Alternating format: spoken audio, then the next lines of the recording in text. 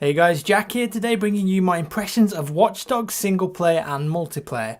I've already released 3 big videos of gameplay which you can check out on my channel if you just want to see some raw stuff without commentary, but now you're going to get my good, bad and ugly impressions of the game. I was at an event recently in Paris where I was allowed to play and record the game on PS4 for around 6 hours in total, and I feel like I've got a good grasp now on what the game's like, how it runs and how it plays. Is it any good? I'm going to break this video down into 2 sections, starting with single player and then we'll talk about multiplayer later on. And I'm going to assume that you already know some basic information about the game from trailers, press releases, whatever. You're a dude called Aiden Pierce, you can hack things, it's based in Chicago. So in single player, what's the average gameplay session like? Well, just like other open world games, there's a main storyline and there's a load of side missions / minigames to do. And really, it's up to you to decide how you want to play the game and what you want to do. You can approach the main missions in 3 different ways really: stealth, hacking and action. Stealth is probably the coolest way to enjoy the game. The takedowns are nice and you've got a Batman-esque feel going on here. You're like this invisible predator taking down bad guys one at a time and you're in and out without ever being noticed. That's the best way to play the game, in my opinion. You can also complete missions just using hacking. So you could hack a camera, which leads to another camera to hack, which leads to you stealing access codes from a guard. You can then access another guard's GoPro, you can use a lure, you can explode a box, etc, etc. And then of course there's the action approach where you just go in guns blazing, and whilst I feel this is pretty fun and you can pull off some slick kills with free running combined, action always feels like the easiest way to complete a mission. Just shoot everything, get the data, you're in and you're out. You've got loads of ammo, you can evade the police pretty easy. I just wish it was a bit harder and a bit more challenging if you want to take the Arnold Schwarzenegger approach. It just always seemed to be the quickest solution for me. So what about scale? How big is Chicago in Watch Dogs? Well, it's pretty big. And everyone wanted to know this, but it's not as big as a game like Grand Theft Auto 5. And that's obviously the comparison that everyone's going to make here. However, I do think that whilst it's not as big as GTA 5, there is more detail and density here, more alleyways to explore, buildings to enter, things to see and do, stories to hear. A lot of the enjoyment I had with Watch Dogs was just wandering around with my phone out, hacking people, listening to their stories, just following them around a bit and seeing how they reacted to whatever stupid thing I decided to do. There's a lot of fun to be had here, put it that way. Alongside this, there's plenty of mini-games and side quests like random crimes which can be interesting. You can play that vigilante role, keeping the streets clean.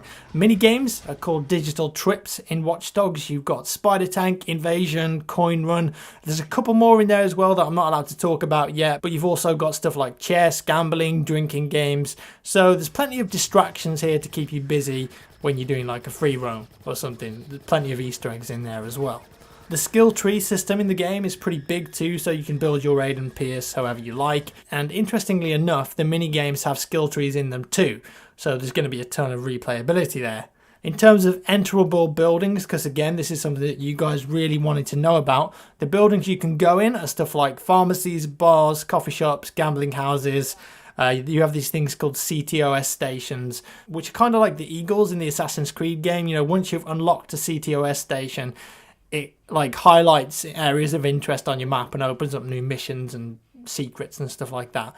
Then of course you've got the main mission buildings, which are much more detailed and expansive inside and specifically set up for different styles of gameplay. So you can't go into every building in the game. You can go into a lot of them, but we're not at the stage yet where you could enter every single one of these buildings. So how about the feel of the game? Is it fun? Well, I think the free running is pretty well done. You're not a superhuman, but you can get about pretty fast if you want to. Also, the animation blending on Aiden Pierce's character model is very nice. You know, it's not really stop-starty. There's a nice transition between animations there. Obviously, driving is a big part of the game too. And the cars and the driving element feel very arcadey to me, which is a bit of a disappointment. Some of the cars handle differently to others, like the bigger trucks, but it's more or less turn corner, accelerate, and you're good to go. They take a lot of damage before they break too, and I was hoping for more detailed car damage models, but there's not much to show in that department apart from wheels that pop off, doors that swing open, and bonnets that pop up a little bit. Environmental destruction isn't great either. There are a lot of times whilst I was playing and driving around and I'd drive really fast into something that looked like it should break, like a little small concrete wall or something, and instead of it just breaking, I slam into it and it doesn't move, it doesn't crumble or crack, it just remains static, which of course really ruins the immersion of the game for me and literally puts the car to a stop. There was also some terrain in certain areas of the map that looked like I should be able to drive over it, and I couldn't. It was normally things like small rocks and stuff like that, which was kind of frustrating, having to drive around something which clearly looks like a car can get over it. And if you play the game, you'll see exactly what I mean. And next we're going to talk a little bit about the graphics, something that's been a very hot topic with Watch Dogs ever since that demo at E3 2012. You know the one I mean. I think that the PS4 version looks good. It's not the nicest looking game on the console, but it's not the worst either. Sometimes it's quite scenic as you're strolling through Chicago, especially at night time when the wind and the rain starts picking up. It can look quite pretty. The main problem I have with the graphics though, aside from a little occasional pop-in, is with the lighting and how flat the game can look at times, especially during the day. Texture quality is fine for the most part, character models are good, the buildings are detailed, it just looks a bit bland to me occasionally, and I'm not saying that the graphics are the most important thing, of course that's dumb, just that I expected a bit more, especially when you compare it to similar style open world games like infamous Second Son, for example. And what's interesting is that since the event, the PC version of the game has been leaked, and some of those that downloaded it have been posting videos and screenshots of it. I think a lot of us were expecting the PC version to look as good, if not better, than the E3 2012 demo, but to me, it doesn't. It just looks like the PS4 version with higher texture quality, more anti-aliasing options, and of course, higher resolutions. One of the developers at the event actually told me that the PS4 version is identical to the PC version in terms of the amount of character models on the screen, the number of vehicles on the screen, the detail of the models, etc. Kind of sad really, because there's a lot of us who have high spec systems that could run the game looking like it did back in that 2012 trailer. Because if you go back and watch it, it looks just insane. Like the depth of field effects they've got going on there, the particles in the air, the soft lighting, the reflections, explosions, even the way the environment reacts, like glass smashing, the way the AI react to each other. It's pretty incredible and it looked like a proper next-gen game. But I just didn't get that sense of immersion when I played the game, sadly. I feel like the PC version is pretty close to it. The PS4 version isn't bad. And it's a good looking game, but it doesn't quite cut the mustard as much as we all expected it to. Ultimately, I had some fun playing Watch Dogs single player for 3 hours. There's a lot to do and I was interested to find out where the story goes. I just hope that the gameplay becomes more varied as you progress to later sections of the game, rather than just always go here, infiltrate this, hack that, kill, and then escape. That of course remains to be seen. And so, onto multiplayer, and I spent most of my time playing the 4v4 decryption game mode, which is a team-based PvP competitive game mode. You've got to get the intel and hold on to it until it's decrypted. It's kind of like APB on steroids plus hacking, and I had an absolute blast playing this game mode. Even though we were playing on Montreal servers and we had like a 200 ping, I felt like it held up quite well, although there were some problems with hit registration and lag occasionally. But I can see myself playing this game mode quite a lot on PC with mates when the game releases. It's a nice mix of infantry combat, car chases, hacking, smashes. You can make these mini Levolution, trademark, elements happen, like blowing up manholes to create water fountains and slow your pursuers down.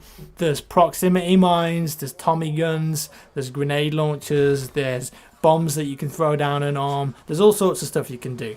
Basically, it's just a case of how long it's going to hold my interest for, and my concern is that I wish there were more team-based game modes in here, because decryption is pretty much the only one. I don't know why the developers didn't add like a straight up team deathmatch or King of the Hill style game modes. I think that sort of thing works great for these open world games, and I'm a little worried that it's going to get stale after a few hours. Also, there's not much in terms of customization. For multiplayer, there are a few different classes with weapon loadouts, and sadly you can't customize the look of the character you're playing as either. On your screen, you're always the Aiden Pierce model from your single player game, and on everyone else's screen, you're just a random dude or an old lady wearing a knitted jumper with a horse on it. you're just a random civilian character model. And as you know, one of the best parts about this style of games in multiplayer is customizing the look and style of your character, but you just can't do that here, sadly. I also felt like the graphics and frame rate took a little bit of a hit in multiplayer, and the level of intelligence from the AI is dumbed down. They tended to do more stupid things, for example. Other game modes include racing, and I think that was up to 8 players, and that was quite interesting really, because you can use the hacking there to play dirty, you can take shortcuts, you can race on bikes as well as cars. There's plenty of courses there too, always good fun. And then you've got free roam, which is literally do whatever you want, 8 players, make up your own rules, blah blah. And of course finally the 1v1 game modes where you enter someone else's game to hack them, kind of like a phantom. In Dark Souls, you can tail them for a bit, you can creep them out, or just mess around with them until you get killed or they notice you or you escape. The 1v1 game modes really are what you make of them, and I think they'll reward the careful players who take their time and plan their hacking activities rather than just barreling straight into a gunfight like I would usually do. Yeah, I mean the multiplayer in Watch Dogs, like I said, I think I'm going to play a lot of Decryption when the game's released, because I really did enjoy that on PS4. And you guys know me, I'm a PC gamer at heart. But the gameplay impressed me. You know, I had fun. The question is just how long is that fun going to last? And I really want to see more team-based game modes in there, Ubisoft. So that'd be great. And it would also add some longevity to the game. I don't care much for the 1v1 game modes. They just don't really interest me and my playstyle that much. And yeah, that's about all I have to say on the matter, guys. This isn't a review, remember. I'm not recommending you to buy the game or not to buy the game. You just make what you will of the footage. This is just my opinion and my personal experience of Watch Dogs. And remember, I only played for 6 hours, so I can't possibly give you a final decision on this one. It's just my first impressions. It might get super good, it might get super bad as the story progresses. My too long didn't watch version, for those that skip through the video, Watch Dogs isn't as next gen as we'd have hoped it to be, but I still think it's a good game. There's plenty to do in single player, the world is dense, stealth is the most rewarding way to play. Multiplayer is fun for a while, but it needs more team-based game modes, otherwise it's going to get very repetitive very fast, and also there could be more environmental destruction and the lighting looks a bit flat at times. And there we go, I think I've summed that up, sort of. So let me know what you think, guys. Are you picking this one up? Are you on the fence? Are you definitely not going to buy it? Tell me in the comments down below. Let's get a little discussion going. As always, thanks ever so much for watching, guys. Remember to check out my G2A shop for cheap games. It's g2a.com/r/jackfrags.